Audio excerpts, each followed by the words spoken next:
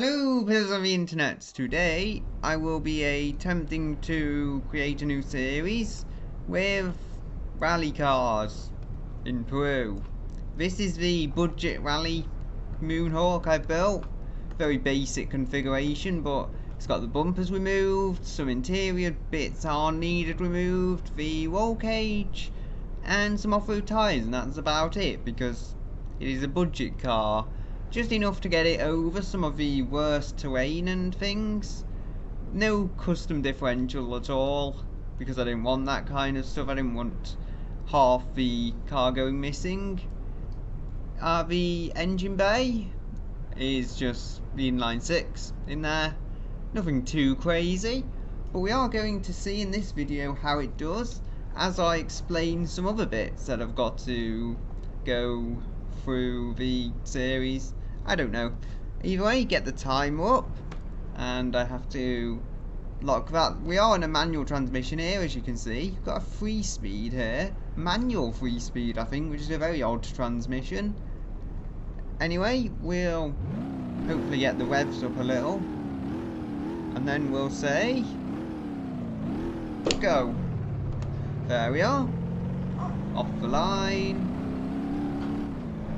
and it has got disc brakes in the front. That's the other thing that surprises me. It is a base model Moonhawk. I based this off. It's nothing high end, but it will get through. It is a tough enough vehicle to survive the worst the terrain can throw at it, so that's always good.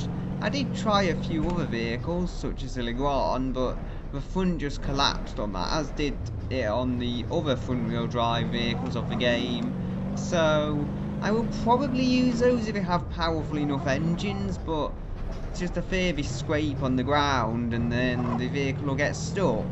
Now, the idea behind this series is that it's a course that tests both the speed and the strength of vehicles. So if a vehicle isn't strong enough, it'll just get stuck before it can do one lap. If a vehicle is strong enough, it'll be able to do 2 laps and hopefully get a good time out of it all.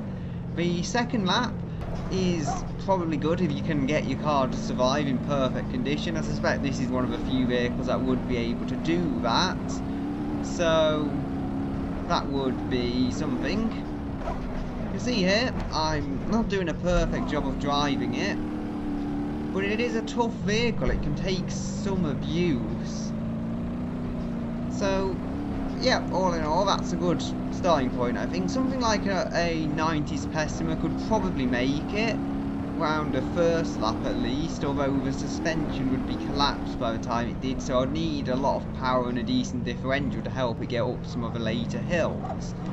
And you'll see the videos I did, some vehicles just have so much power, you don't have to be particularly strong, they'll just get through it anyway by powering over absolutely everything.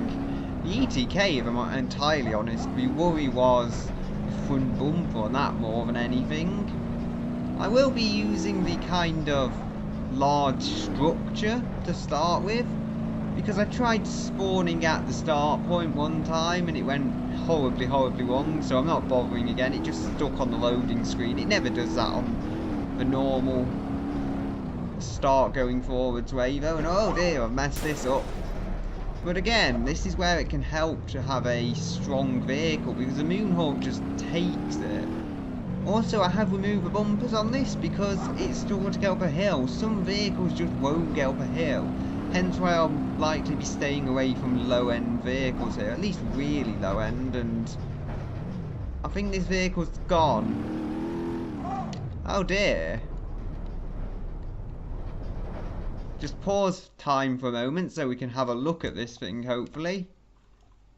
It is a good vehicle, and I'll probably give it another try when I'm a bit more used to doing this, but for now, something went in the steering. I don't know what it was, it just went in the steering and that pulled it off a cliff.